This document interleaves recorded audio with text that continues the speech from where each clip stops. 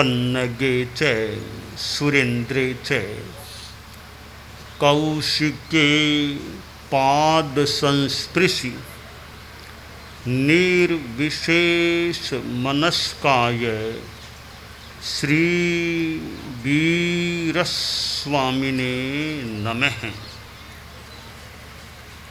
आरहत वाङ्मय में कहा गया है, नान में गग्ग चित्तो ये ठिओ ठावयई परम सुयानि ये अहिजित्ता रओ सुय समाहिये। मानव जीवन को दुर्लभ बताया गया है और दुर्लभ होने के साथ साथ अति महत्वपूर्ण भी है। 84 लाख जीव योनियों में जब यह मानव जीवन मिलता है और इस मानव जीवन में आदमी धर्म की साधना करता है तो बहुत ही अच्छा कार्य हो जाता है। एक मनुष्य जन्म ही ऐसा जन्म है जिसमें केवल ज्ञान प्राप्त हो सकता है। एक मनुष्य जन्म ही ऐसा है जिसमें 7वें 8वें आदि गुण स्थान उपलब्ध हो सकते हैं। एक मनुष्य जन्म ही ऐसा है जहाँ सैरागता से आदमी वीतरागता को प्राप्त कर सकता है। सैराग से वीतराग बन जाना बहुत बड़ी बात होती है। तो ऐसा मानव जीवन हमें अभी मिला हुआ है, तो इस मानव जीवन का हम उपयोग बढ़िया करें, धर्म की आराधना साधना करें। धर्म के 2 प्रकार हो जाते हैं, एक श्रुत धर्म और दूसरा चारित्र धर्म। एक ज्ञान सम्यक दर्शन सम्यक ज्ञान और एक सम्यक चारित्र। और चारित्र के साथ तप की भी विवक्षा कर लें तो श्रुत ठीक हो जाए, सम्यक ज्ञान प्राप्त हो जाए। आदमी अध्ययन करे तो क्यों करे?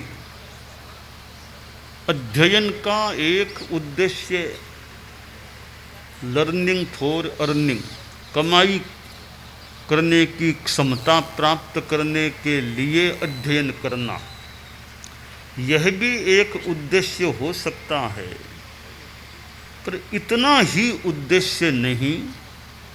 ज्ञान के द्वारा आदमी सन्मार्ग पर चलने की स्थिति में आ सकता है।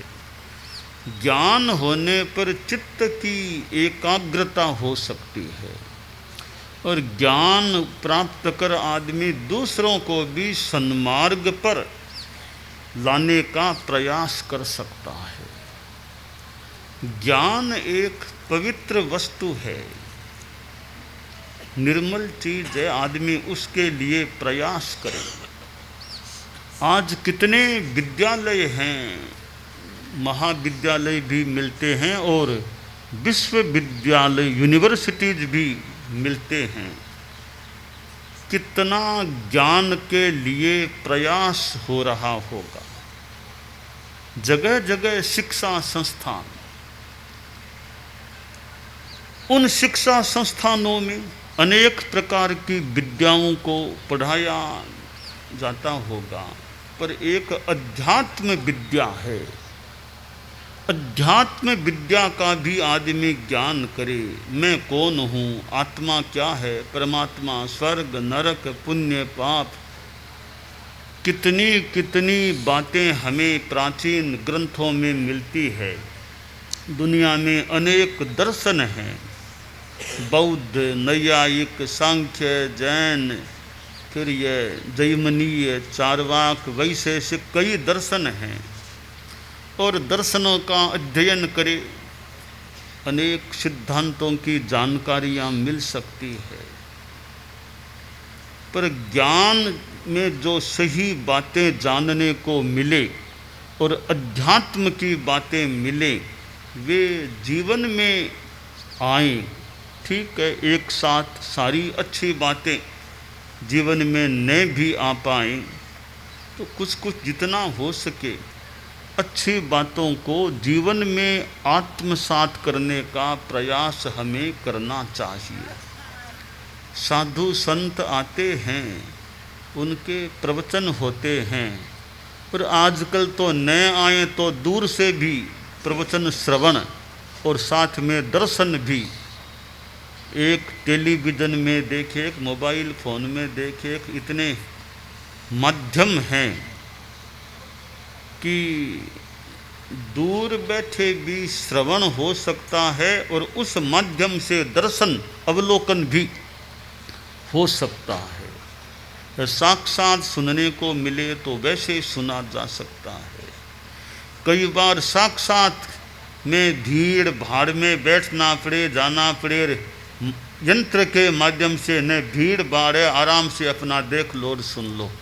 इतनी सुविधा भी कि भीड़ हजारों लोग है, कहाँ जाएंगे, कहाँ बैठेंगे, धूप है, क्या है, अपने कमरे में बैठे बैठे टीवी में देख लो, सारा प्रोग्राम लाइव आ रहा है, तो वो देखने की सुविधा हो सकती है। तो ये यंत्रों का अपना माहात्म्य है कि वे दूर बैठे आदमी को भी सुना सकते हैं और अपने परोक्ष रूप में दिखा भी सकते हैं। खैर, मूल बात है कि श्रवण, साधु की वाणी सुनने को मिल जाए, साधु का दर्शन हो जाए तो दर्शनम पुण्यम, साधु नाम दर्शनम पुण्यम। साधु का दर्शन भी अपने आप में पवित्र है। और फिर श्रवण हो जाए, वाणी का श्रवण हो जाए तो ज्ञान की प्राप्ति भी हो सकती है। तो ज्ञान प्राप्त करने का आदमी प्रयास करे कि मुझे श्रुत मिले, सही ज्ञान, सम्यक ज्ञान की प्राप्ति हो। ज्ञान सम्यक ठीक हो जाए, यह भी एक बड़ी उपलब्धि है। जो अज्ञानी है, अन्नानि किं काही किं वा नाहि इच्छेय पावगम, अज्ञानी क्या कर पाएगा, वह कैसे जान पाएगा कि श्रेय क्या है और पाप क्या है, सही क्या है, हितकर क्या है, अहितकर क्या है। जिनको ऐसा ज्ञान हो जाए और फिर वैराग्य भाव जाग जाए, अब महासती नवलां जी जैसी, हमारे साध्वी प्रमुखा आज की भाषा में कह दें या महासती कह दें, मुखिया साध्वी जी कह दें, साध्वी महासती मुखिया साध्वी जी नवलां जी जैसे अब मन में वैराग्य आ जाए और साधुत्व स्वीकार कर ले, फिर तो कहना ही क्या। और जिस परिवार में ये साधु साध्वियाँ बनते हैं, जिस परिवार से, वह भी एक बहुत परिवार के लिए भी अच्छी बात है कि हमारे परिवार से कोई दीक्षित हुए हैं या दीक्षित होने जा रहे हैं। तो सम्यक ज्ञान हो जाए और फिर श्रुत और चरित्र, साथ में चरित्र भी आ जाए, चारित्र भी आ जाए, तो कितनी बड़ी बात हो सकती है। और यहाँ तक कि भाई ज्ञान मान लो एक सीमा तक है, वो सम्यक्त्व वाली बात न भी हो तो भी अच्छा आचरण करे, त्याग तपस्या करे, मोक्ष की भावना से करे, तो उसका भी लाभ है। मिथ्यात्व की करनी में भी लाभ है। तो कोई पूरा ज़्यादा सिद्धांतों को न भी समझे पर मोक्ष के लिए, आत्म कल्याण के लिए नियम लेता है, झूठ नहीं बोलूँगा, नशा नहीं करूँगा, चोरी नहीं करूँगा, ऐसे नियम ले लेते हैं, उनसे भी कल्याण हो सकता है। गांव में संतों का आना हुआ रात का समय था, गांव ग्रामीण लोग, किसान और खेतों से भी आ गए थे, मजदूर भी आ गए थे, सैकड़ों लोग ग्रामीण यानी 36 कौम जैसे बोलते हैं, लोग इकट्ठा हो गए। तो साधु जी ने प्रवचन दिया, कथा भजन गीत सुनाए, घंटा भर व्याख्यान दिया। फिर का कोई नियम त्याग लो तो बोलो, कोई खोट हो तो छोड़ दो। तो लोगों में बड़ा उत्साह, किसी ने शराब का त्याग कर दिया, किसी ने सिगरेट का त्याग कर दिया, किसी ने कुछ, किसी ने कुछ। एक युवक लड़का सामने बैठा था, 20-22 वर्ष का। तो मुनि जी बोले, तुमने कोई त्याग नहीं लिया क्या? तुमने कोई त्याग नहीं लिया? तो लड़का खड़ा हो गया कि बाप जी बताओ क्या त्याग लूँ? कि शराब का त्याग कर दो, कि उसके बिना तो रह नहीं सकता, शराब तो पीनी पड़ती है। बीड़ी सिगरेट छोड़ दो, तो कह नहीं सकता, कई बार पी लेता हूँ, नियम नहीं ले सकता। तो कहा चोरी मत करना, चोरी का त्याग कर लो, तो वो तो मेरा धंधा है, उसी से काम चलता है मेरा, तो चोरी तो छोड़ नहीं सकता। तो संत बोले एक काम कर, झूठ मत बोलना। थोड़ा सोच के बोला, यह ठीक है, झूठ नहीं बोलूँगा, यह नियम करा दो जानबूझकर। भूल में तो कोई निकल जाए वो तो अलग बात है, जानबूझकर जिंदगी में कभी भी झूठ नहीं बोलूँगा, मुझे आप नियम दिला दो। मुनि जी ने त्याग करा दिए, जानबूझकर कभी भी झूठ नहीं बोलना, तो पक्का नियम ले लिया। संत तो अगले दिन आगे चले गए। अब वो जो लड़का था वो तो चोरी करने वाला ही था। 2-3 दिन बाद सोचा, रे चोरी कहाँ करनी है, कई सेठों की हवेलियों को तो देख लिया, जाके आ गया, चोरियां कर ली। अब तो और बड़ी जगह जाऊं कहीं चोरी करने के लिए। आदमी में विकास की भावना के, चोर में कि मैं भी विकास करूं, बड़ी जगह चोरी करूं। विकास की दिशा अलग अलग हो सकती है। उसने सोचा भी अब तो राजा के महल में जाऊं, वहां चोरी करूं, वो मेरा विकास का काम होगा। सोच लिया तो ठीक है, आज ही रात को जाऊंगा, राजा के महल में जाऊंगा। रात को 12:15 12:30 बजे उठा, तैयारी की, राजा के महल की तरफ जाने लगा। लोग तो सोए थे, प्राय सुनसान सी थी मार्गों में। वो चला। उस रात जो वहाँ का राजा था, वो कहते हैं कि प्राचीन काल में कई बार राजा वेश बदल कर यूँ नगर में घूमते, तो वो वहाँ का राजा आम नागरिक का वेश पहन करके, न कोई मुकुट न कुछ, आम आदमी का सा रूप बना करके घूम रहा था। तो यह चोर तो महल की ओर जा रहा था, राजा महल से इधर आ रहा था, दोनों का मिलना हुआ। तो राजा ने कहा, रे कौन हो, क्या नाम है? नाम बोल दिया। कहाँ जा रहे हो? सोचा झूठ बोलने का तो मुझे त्याग है, झूठ तो नहीं बोलूँगा। तो राजमहल में जा रहा हूँ। क्यों? वहाँ क्या काम है? चोरी करने जा रहा हूँ। सारी बात बोल दी। झूठ तो मुझे नहीं बोलना है, नियम लिया हुआ है, नियम का पक्का, झूठ नहीं बोलना। राजा ने सोचा कोई फालतू आदमी है, शराबी होगा कोई, वरना कौन तो महल में घुसने देता है और कौन चोरी करने देगा, कोई ऐसा ही सनकी दिमाग का होगा और कोई शराब पी होगी। फिर भी राजा ने उसका नाम बता ही दिया था, एड्रेस भी पूछ लिया, नोट कर लिया। राजा इधर आगे बढ़ा, वो उधर आगे बढ़ा। चलते चलते महल आ गया। अब चोर का भी भाग्य था, तो पहरेदार थे वे तो खर्राटे भर रहे थे, नींद ले रहे थे, सब सोए हुए थे। सोचा अच्छा मौका है। उसने अच्छी तरह अंदर घुस गया। घुसते घुसते सारी जानकारी क्यों हुई थी, कहाँ क्या है, कि भंडार के वहाँ गया। पहरेदार सोए हुए थे, अपने तरीके से ताले को तोड़ा भंडार का, अंदर गया कमरे में, अलमारी को खोला। एक डिबिया पड़ी थी, मखमल की डिबिया, वो हाथ में ली, उसको खोल के देखा कि हीरे पड़े हैं, चमकते हुए हीरे। ये तो बहुत कीमती हीरे हैं। 4 हीरे पड़े थे डिबिया में। बहुत आज तो बहुत ही अच्छी चीज़ मिल गई, इतनी कीमती चीज़। अब हीरों को निकालने लगा, 3 तो निकाल के जेब में रख लिए। फिर सोचा एक हीरा तो राजा के लिए छोड़ दूं, एक तो राजा को भी चाहिए। इतनी दया, इतनी मानवीयता कि सब तो नहीं लूँगा। हमारे संत गोचरी जाते ना, कभी सारा नहीं लेना, थोड़ा तो पीछे छोड़ो सारा। तो इसने भी कहा सारा तो नहीं लूँगा, थोड़ा एक तो छोड़ूंगा राजा के लिए। 3 ले लिए, एक छोड़ दिया। वापिस डिबिया को बंद किया, डिबिया को अलमारी में रखा, अलमारी को बंद किया। बाहर निकला, भंडार का दरवाज़ा बंद किया और ताला तो तोड़ दिया था, वो तो क्या बंद करे, वो तो ऐसे ही छोड़ दिया। बाकी वापिस आराम से महल से निकल गया, घर की ओर आगे बढ़ा। वह घर की ओर जा रहा था, उधर वो राजा घूम कर के वापिस महल की ओर आ रहा था। फिर दोनों का मिलना हो गया। राजा ने वो तो राजा भी आम नागरिक के रूप में था, राजा के रूप में तो था नहीं।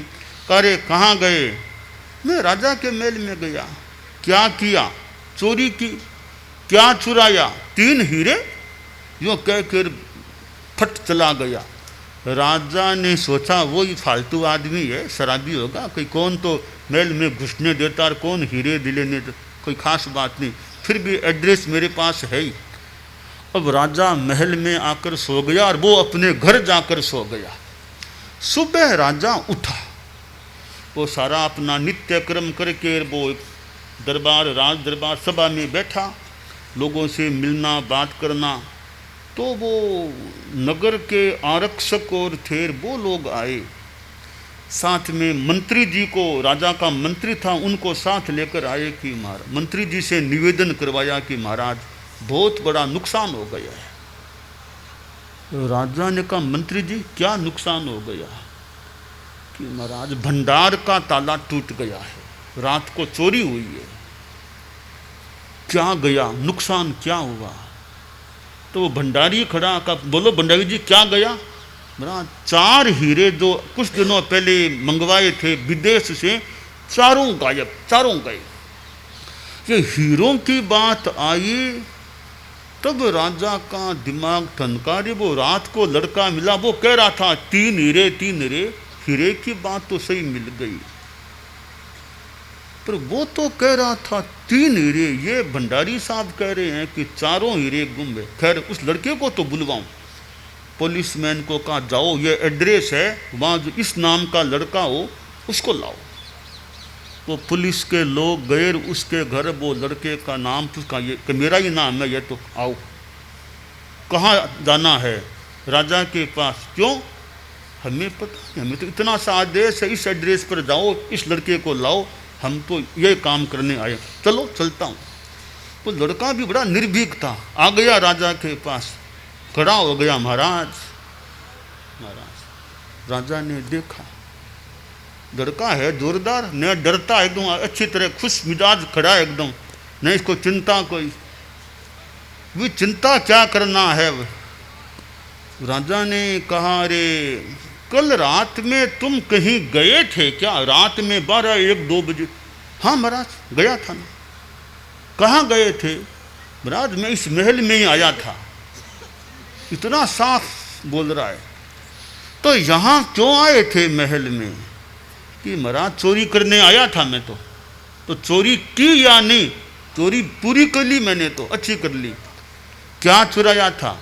3 हीरे चुराए थे। रात में भी 3 बोला, अभी भी 3 बोला। तो राजा ने कहा तुम जब आए थे गए थे, कोई रास्ते में आदमी तुमको मिला था क्या? कोई आदमी रास्ते में? हाँ महाराज जाते समय भी एक आदमी मिला था, आते समय भी मिला था। वो लगता है एक ही आदमी था जो जाते और आते समय मिला।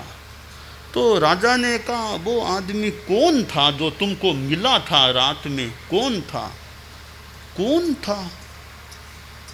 महाराज चेहरा तो आप जैसा ही था, उसका चेहरा तो ऐसा ही था, आप ही थे, पता नहीं, चेहरा तो आप जैसा ही था।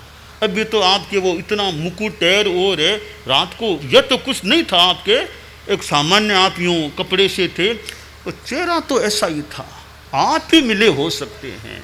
अच्छा, तो कहा तुमने चोरी क्या की? 3 हीरे चुराए हैं। अब राजा को यह विश्वास हो गया, यह लड़का झूठ तो नहीं बोलता है, तो सच्चा आदमी, झूठ तो नहीं बोलता। अब यह कह रहा है हीरे 3, भंडारी जी क्या कह रहे हैं 4, एक कहाँ गया? एक का गोल है, वो गोल निकालना है। राजा ने भंडारी जी से कहा, भंडारी जी वो एक हीरा, आप तो 4 कहते हो, ये 3 की बात।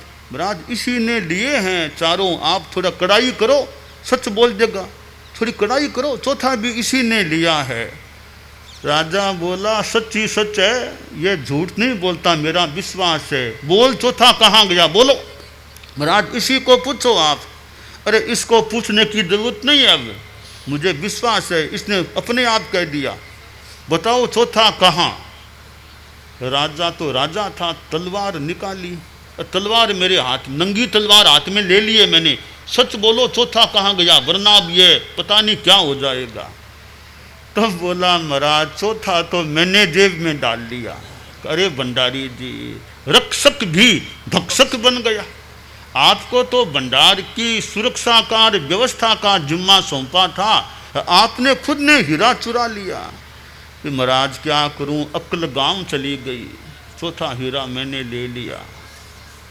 राजा ने सोचा भंडारी जी ने हीरा लिया भी, झूठ भी बोले पहले कि मैंने नहीं लिया, इसने लिया होगा, झूठ भी। इस आदमी को देखो, चोरी तो की पर है आदमी पक्का जबान का कि मैंने चोरी की, इतना सच बोलने वाला है। ऐसा ईमानदार आदमी बड़ा दुर्लभ है मिलना, इसका तो उपयोग करना चाहिए। राजा ने कहा लड़के से तुम चोरी क्यों करते हो? कि बाप जी गरीब आदमी हूँ, पढ़ा लिखा तो हूँ नहीं, पैसा कुछ आजीविका और कुछ धंधा विशेष जानता नहीं, तो मैंने चोरी का रास्ता ले लिया।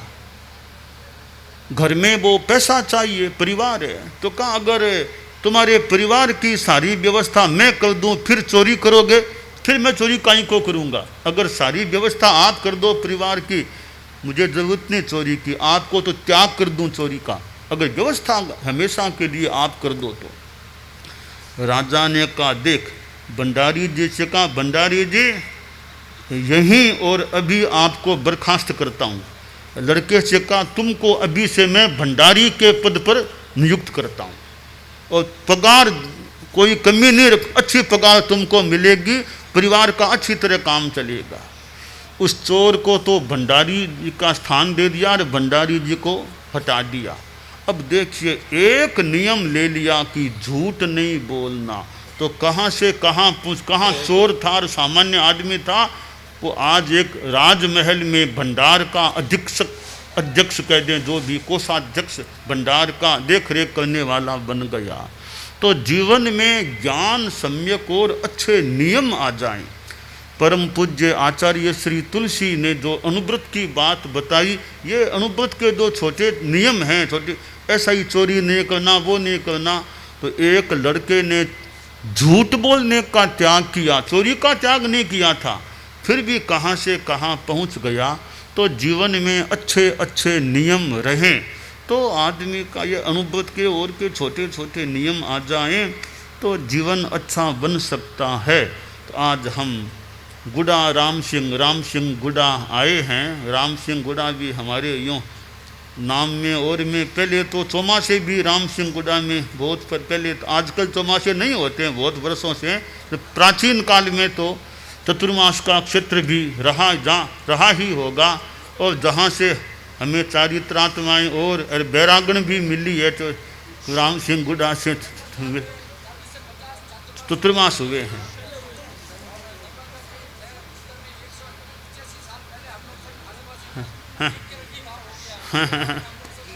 हाँ, तो राम सिंह गुड़ा, हाँ अब तो बैरागण भी राम सिंह गुड़ा, ये मुनि प्रीत भी, हाँ प्रीत भी है ना, साध्वी जी भी है राम सिंह गुड़ा से, साध्वी जी, यहाँ कोई साध्वी था पता नहीं। तो हमारे ये साधु साध्वी बैरागण भी है। मैंने नवलान जी का नाम लिया, महासती नवलान जी भी हमारे धर्म संघ में तीसरी वो महासती जी ऐसे तीसरी माँ अभी आप तो 9 में हैं, वो तीसरी थी, मतलब तीसरी माँ सती जी या जो भी कह दे। तो राम सिंह गुडा में खूब लोगों में, हालांकि अभी तो इतने लोग हैं रोज़ यहाँ रहने वाले, तो श्रावकों में कोई अभी अभी इस मौके पर तो इतने लोगों का आना हो गया है। और हमारे परम पूज्य आचार्य गुरुदेव तुलसी का भी राम सिंह गुडा है ना, हैं? फिर आचार्य महाप्रज्ञ जी का, महाप्रज्ञ जी नहीं पधारे, महाप्रज्ञ जी गुरुदेव नहीं पधारे, नहीं आचार्य प्रवर के रूप में। कालूग नहीं पधारे हैं, ठीक है, हाँ हाँ, कालूगणी हाँ, उस जमाने में कालूगणी काल। तो आज राम सिंह गुडा आए हैं, लोगों में खूब धार्मिक भावना रहे, जहाँ रहें वहीं खूब धर्म ध्यान अच्छा करते रहें। और अनेक परिवार हमारे समाज के हैं, सब में खूब अच्छी भावना। पारसमल जी गादिया के वहाँ हमारा प्रवास हो रहा है, साधी प्रमुखा जी का भी कहीं प्रवास। तो गादिया जी और भी पहले सेवा में और में रहते, और भी ओगचंद जी है, और कई परिवार है राम सिंह गुडा के यूँ, जो अभी वर्तमान में भले यहाँ रहना न भी हो। एक बार गुरुदेव तुलसी पधारे तब संयोजन करने का काम जेपी जी हैं, संयोजन और समाज उस यात्रा में, याद आ रहा है? गुरुदेव तुलसी की यात्रा हुई थी ना, तब जेपी पिछली बार पहले गुरुदेव तुलसी ने यात्रा की थी, तब भी संयोजन और काम जयप्रकाश जी को पहले भी इस हाँ, मामा भाणजा है, मामा, हाँ, वो सिरियारी और ये राम सिंह गुडा।